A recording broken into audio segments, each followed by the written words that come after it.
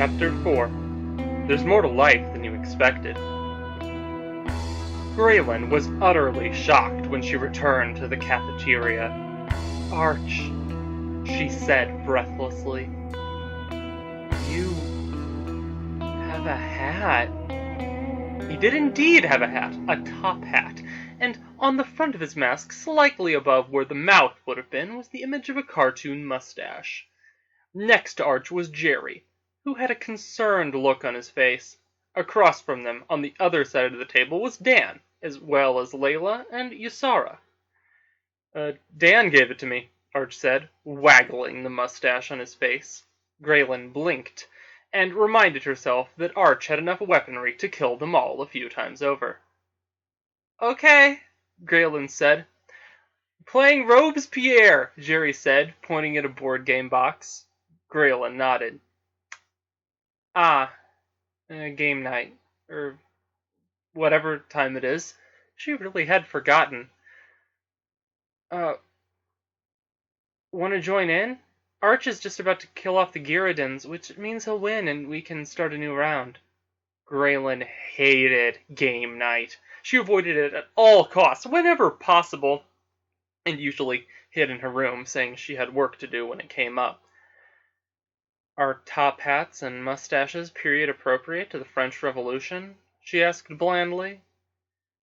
No, we were playing Steam Trains of Callisto before this, and we thought it'd be funny," Layla said, holding up the game box, which had a man with a top hat and an exact replica of Arch's mustache on his face. Graelyn nodded again. "I'll watch," she said plainly, and sat down, back straight, hands on her lap. The game was fairly interesting to watch, if a bit predictable.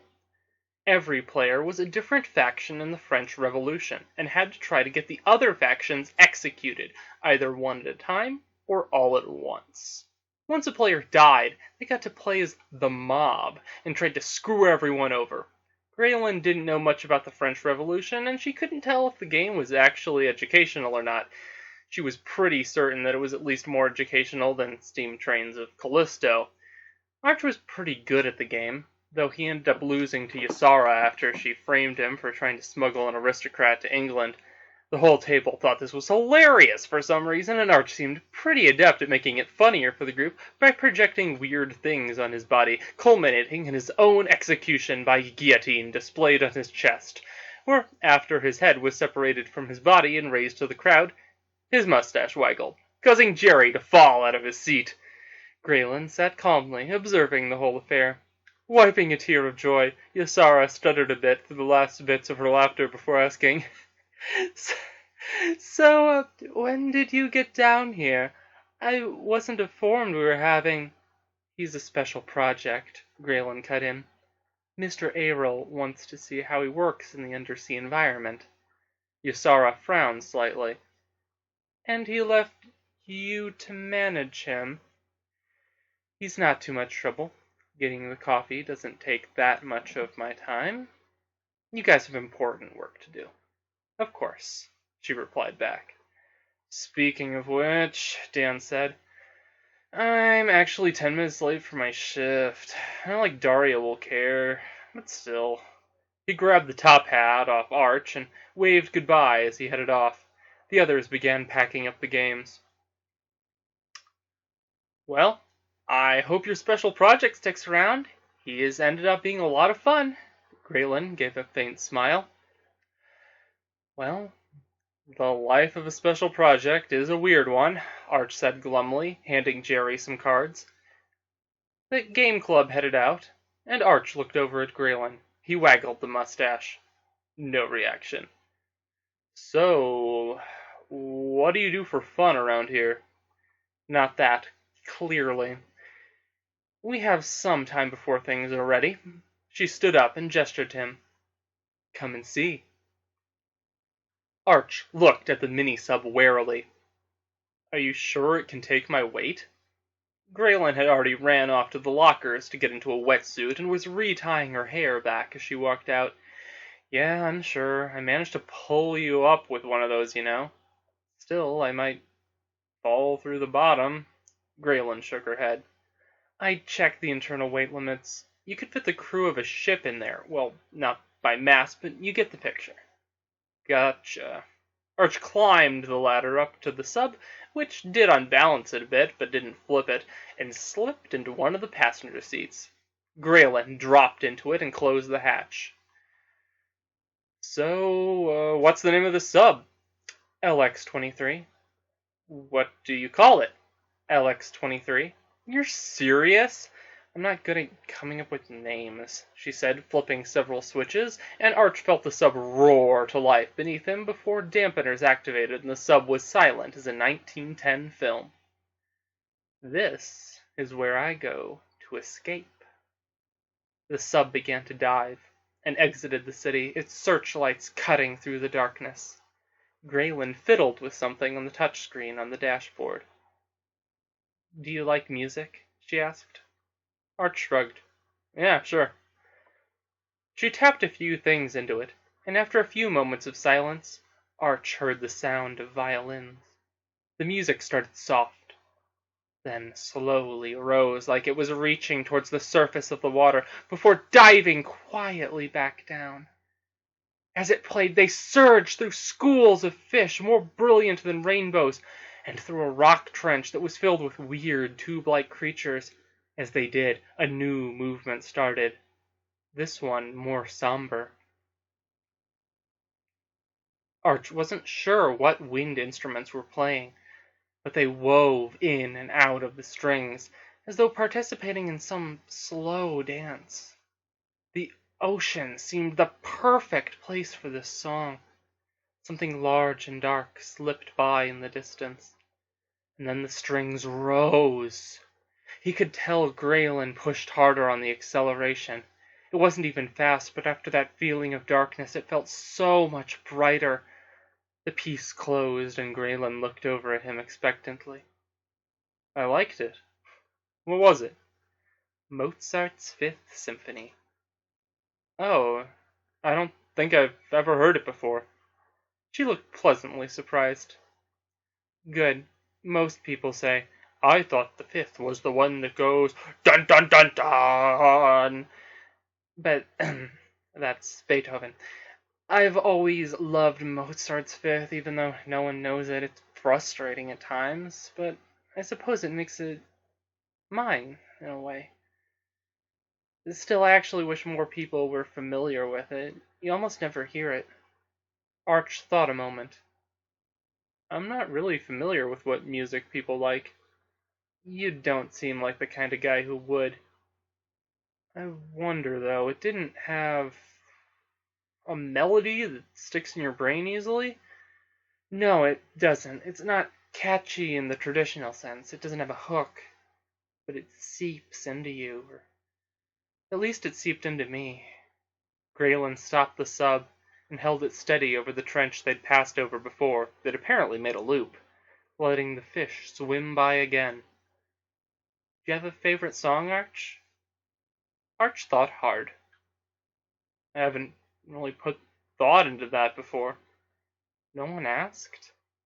No one has asked. Graelyn pulled her legs up onto her chair and tucked them into her chest. Well then, special project. I'm all ears. I'd like it if you wouldn't call me that. Graelyn didn't look so much sorry as though she had updated an internal spreadsheet. Understood, Archimedes. I guess I like Ride of the Valkyries by Wagner? Richard Wagner. Interesting choice. Graelyn reached over and tapped the screen a few times, pulling up the song and playing it. Is it a bad choice? A lot of people don't like Wagner.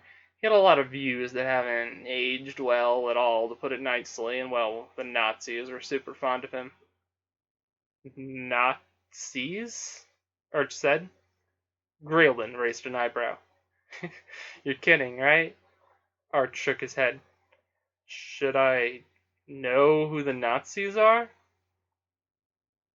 Arch, do you know what that board game was based on? Which one? Robespierre. I'm guessing it was based on a story about some sort of revolt in a fantasy land called France. The manual had a lot of background info. Was it based on a book series? Graelyn's eyes got incredibly wide. Arch, you said you were born on a space station. What did they tell you there about the outside world? Arch looked away from Graelyn, out the window, into the faintly lit sea of shadows. They told us there wasn't one. On the way back, Arch asked to hear Mozart's Fifth again, and they were silent as the sub came back into port. Both of them waited for the last minute of the song to finish before disembarking. Graelyn went to the lockers to get changed again, and Arch stood out on the dock area, the only living thing in the room, silent as a mannequin. Graelyn emerged, dry and ready to go. Graelyn, one question. She nodded for him to go ahead and ask. Did you go into my systems while I was asleep? Yes. I didn't realize you were a person at first. I only discovered it when I realized your files were memories. She felt a pang of guilt in her throat. She turned away from him, covering her face with her hands. I'm sorry. He shook his head. It's okay. I doubt you've seen anyone like me before. You were just examining a piece of junk you found. He gently put a hand on her shoulder.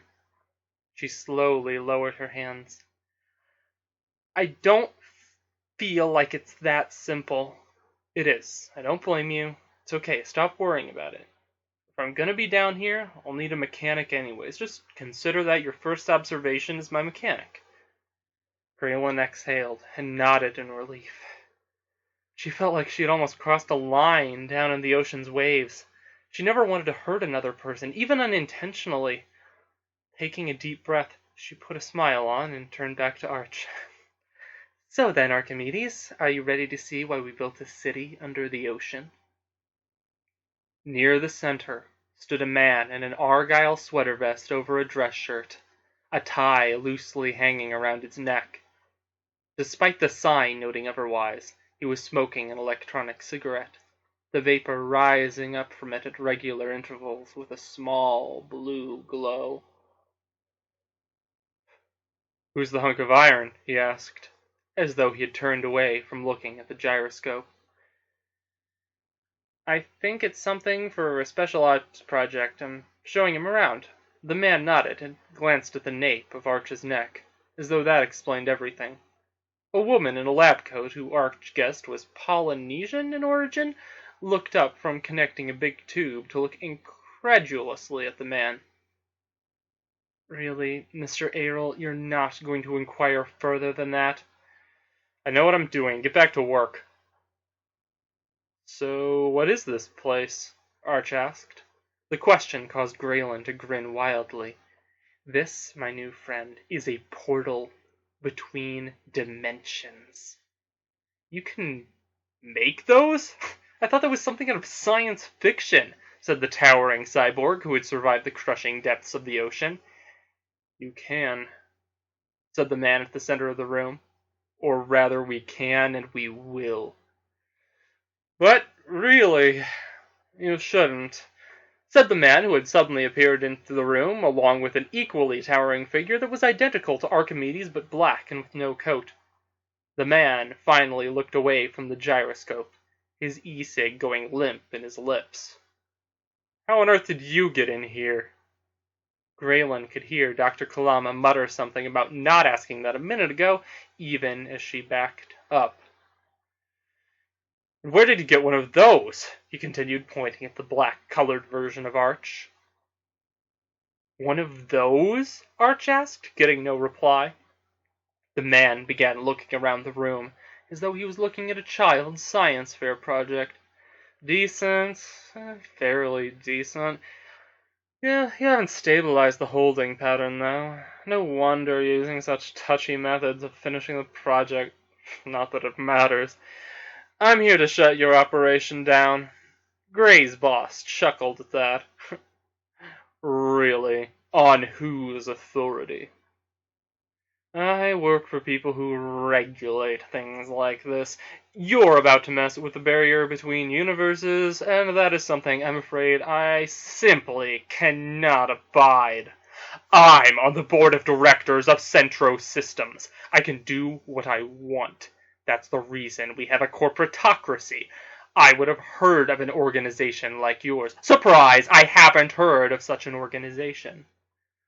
A small species like yours wouldn't have. Graelyn raised an eyebrow to that, as did Hiriwa, but Errol stayed stoic, as though that was a normal thing to say in conversation. Even with one of those on your side, you're outnumbered. And their security systems that were never listed on the plans, if you've been snooping on them. There's no way you can take us all down. Oh, really? Did you forget where you are? As if on cue, the doors began to open. All of them, all over the base. Graelyn scampered from Arch to a switchboard, which she began to operate at intense speed. Arch could hear the water coming to the base, rushing through the halls as the gyroscope started spinning. The man who had appeared began yelling at Graelyn's boss, who yelled back, and the black carapaced Arch began to move towards Archimedes.